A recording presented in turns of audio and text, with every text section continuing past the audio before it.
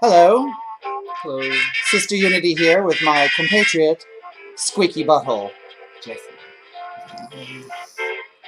Really? Who's it? All night long you've been telling me your name is Squeaky Butthole. It's supposed to be rancid, spooky, but This is my dear, dear friend, Rancid Squeaky Butthole. We've just come back from an enormous, what would you call it, like a block party, but it wasn't a block, it was like 12 blocks. It was the Yeah. whole city of it LA was pretty long. shoved into downtown Los Angeles along Broadway. It was lovely. It was lovely. Everybody was nice. We got to speak to kids. Two little girls, like little girls, came up to me, just didn't say words, just came up with this look of glee in their faces and took my hand, and I got to play with them and talk to them and tell them that I thought they were eating too much spaghetti because their arms were wiggly when I kept shaking them. Yeah, and you nibbled on one of them. Yes, I was nibbling, and I fake nibbled on her. I was like, you taste like raspberries. Oh, that one tasted like avocado. And my favorite part was to just watch the parents just see their kid being like having a great time with just someone around them. So this is the antidote to what's going on and to all of our anxiety. Make community. Come together.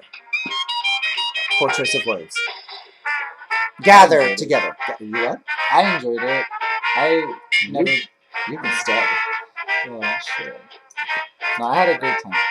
I'm glad I went with you. And we ate pizza.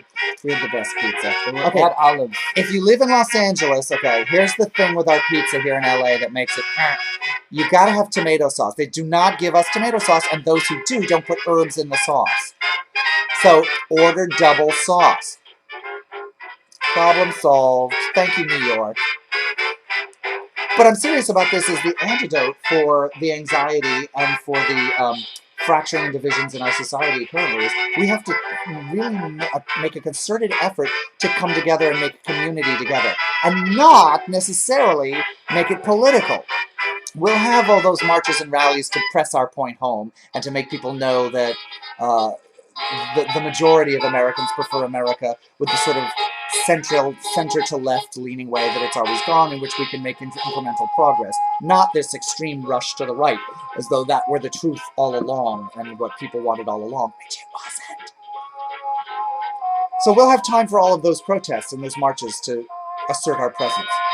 But we also need to make spaces in which all people, Trumpists, Hillaryists, Bernieists, left, right, and center, can all gather together and eat pizza and be friendly and see each other and be wary of him and friendly towards her and whatever it's going to be, but to see. More art. Say more about that. Do more art. Share each other's art. Dance. I think as a community we just need dance more too. It's true. Dance unites people. Can you imagine if we got, there's this great division between people who dress as I do and people who voted for Trump. Can you imagine if we danced with each other? Wouldn't that go a long way towards dissolving some of the ice barriers between us? I'm just saying. And why do that? Why bother? The Trumpists, they voted for racists. They're horrible people. They're deplorable. Why do that? Because you change minds when you come from happiness and when you come from the heart, and when you come from things that you share in common, you change minds. When you stick to your hard line and you try to debate and argue all the time, it's so easy for them to maintain their walls and to shut us out. This is what George Mitchell, the great senator from Maine, did when he was employed by the United States government in the Clinton era to go and make peace between intractable, conflicting parties worldwide. And he actually brought peace to Northern Ireland. And the key to his success was to get the parties to talk about what they had in common before they even discussed politics. And then he took them to the step of agreeing on how to conduct their conversation before they went on to politics. Once those had allowed them to feel some kind of connection to each other, allegiance, and therefore almost a kind of oath, then they talked politics. And that's what I think we need to do. This is how Prop 8 succeeded, how we succeeded in repealing Prop 8. We changed people's minds by putting ourselves in their communities and letting them get to know gay and lesbian men and women. And it took away the homophobia. So I think that's making community, focusing on joyful making of community.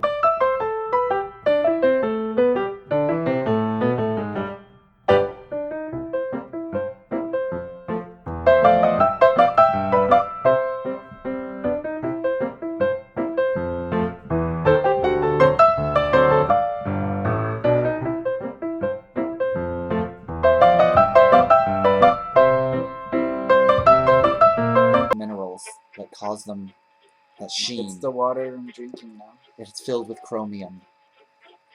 But, gold chromium. Gomium.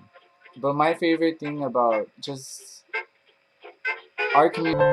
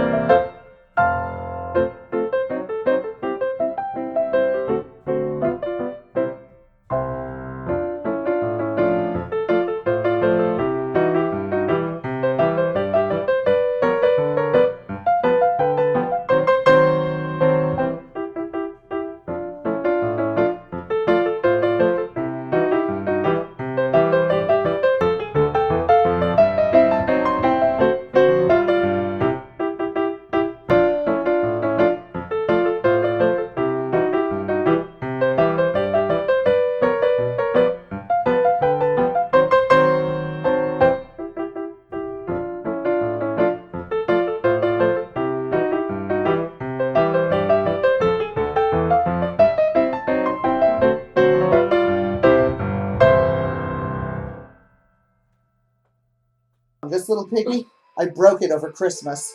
Yeah, I was running around my mother's house. This little piggy went to Maine. He did, and got broken. And I was wearing my unicorn onesie that I got for Christmas from my stepbrother, who's the director of policy at the Department of the Interior. Hi, Joel. Interiors. Yeah. And while I was wearing the unicorn onesie, I smashed into a stool. Oh, yeah. Broke it. Yeah, and it wasn't funny. So it needs love. Hi there, Joel. Hi, Rancid Squeaky Butthole. My name is Tilly Toe. Are we ordering Thai food yet? We were supposed to order Thai food before the video started. Oops! Bye, everybody! Bye.